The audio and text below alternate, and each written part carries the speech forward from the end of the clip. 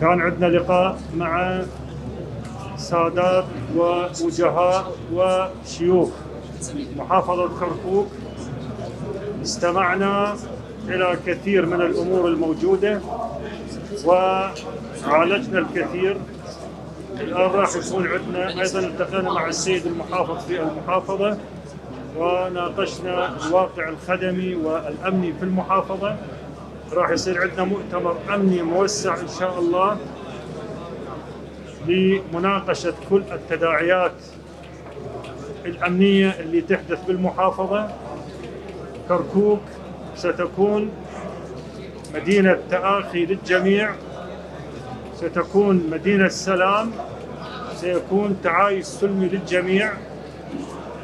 تطرقنا إلى موضوع النازحين، ويجب أن تكون كركوك خالية من النازحين كما بقيت المحافظات العراقية. كركوك سيكون للجميع بصمات في إعادة البناء والإعمار والأمن في هذه المحافظة.